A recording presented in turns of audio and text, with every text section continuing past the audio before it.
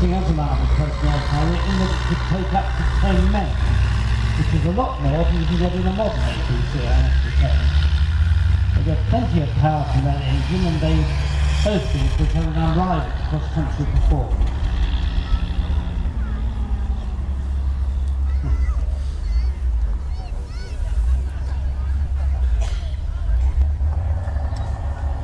Well, it looks as if we've had a slight contretemps already with the Saracen being up to go. The Stalwart is a 5-ton amphibious load carrier. They're out of service now, but always a very modern looking vehicle with a superb cross-country performance, operated in the water with Gouty jets, but they've removed all those, removed them all later on when the thing's been serviced a while. They're restricted to 48 miles an hour at the top speed, so it does seem a lot faster when you're in it. It had a superb driver, which is right at the front, overlooking the wheel, so you really knew where you were going. But they still look pretty modern even today, quite distinctive of our.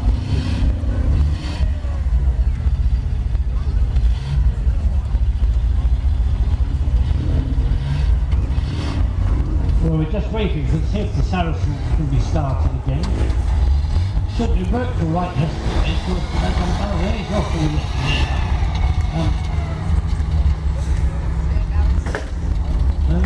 And it's going to give up again. You'll notice it's got a small turret for a light machine gun, usually a Bren or a GPMG actually.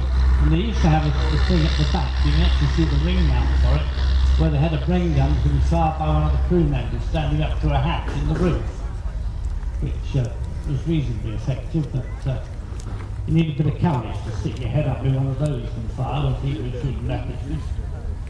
It was originally built by Alvis, but that firm's now come down the tubes. I know at least it's been amalgamated out of States, but I think it's the Saracen given up again. There's the Stalwart going around again. And that does have a nice, it appears to have a nice turn of speed. As I say, 48 on the road is its limit. And they're just over width as a normal wheeled vehicle.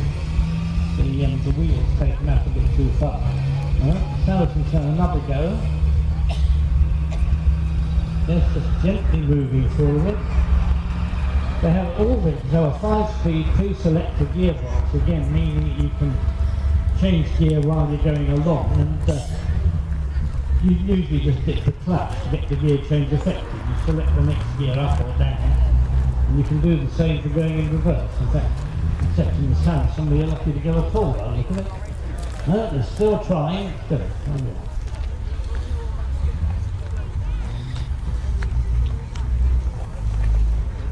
It is.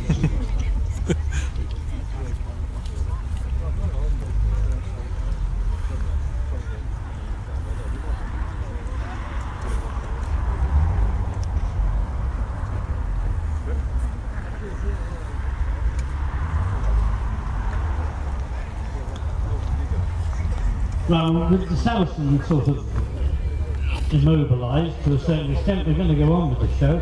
The next vehicle round is the Ferret Scout Car.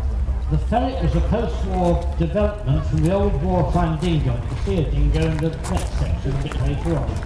Normally carried a crew of 2 or 3, a driver with a very uncomfortable reverse steering wheel, and the commander in the, again, a light turret, rather like the Saracen turret really, just capable of carrying a light machine gun, that was all. But they were a marvellous vehicle for reconnaissance, very quiet, very stealthy, and again with that pre-selected gearbox you could sneak up on somebody and have the vehicle in reverse ready to get out of trouble before trouble even started, which was very effective. You see that the Ferret also carries a spare wheel, which you won't find on the majority of vehicles. In the main they use a run-flat type of tyre which can stay up for long enough to get you home if you get a puncture. The vehicle behind it, which is a bit surreptitiously creeping in, is a Humber Hornet. This used the same chassis as the Humber 1-ton truck which the Army used in the 50s, and indeed the same as the Humber Pig, the armoured vehicle that was used in Northern Ireland. But the Hornet in particular had a very devastating anti-tank potential. It had two wire-guided Malkara missiles. They carried on the boom arm and you raised up behind the cab, and two more missiles are stowed underneath. The missile itself was actually developed in Australia, but they were a unique vehicle. They were designed to be air portable and to literally have the striking power of a main battle tank. But the real problem with them, with all wire-guided missiles in fact, is that normally if the tanker that it was after got in a shot at the same time, its high velocity gun would take out the Hornet before the Hornet's missile was halfway to its target, so you had a pretty fair chance of getting away with it.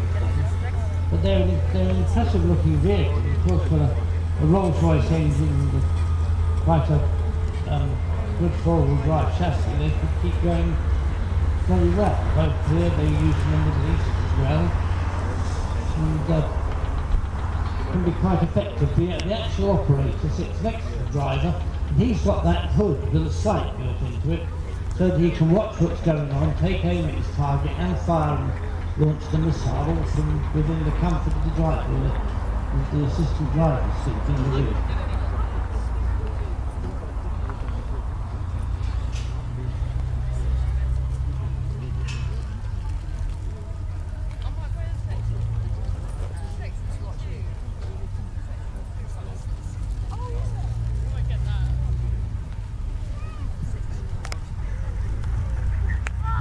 One thing you'll notice with the Ferret as it comes round again, of course, they have a set of standard headlamps. This will be quite typical for all lighter military vehicles. They've got to be roadworthy anyway, so they carry a number plate, so it's invariably a military one. Proper electrics, both headlight and tail light, and indicators and that sort of thing. So they're as good as a private car in that respect, except that the view out isn't quite so good. You end up with a neck like a giraffe looking left and right at road junctions with the Ferret, if you happen to own one privately.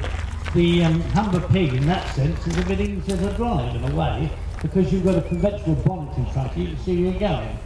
But they're all rather unwieldy vehicles, as they were in their day, because the armoured body on the Humber was not the original body the vehicle carried. It was built as an ordinary truck, in which it performed marvellously. And once you have an armoured body, you make the braking distances greater, you cause a lot of swaying about and that kind of thing, which nobody really likes when they're driving, and you really had to get used to handling them.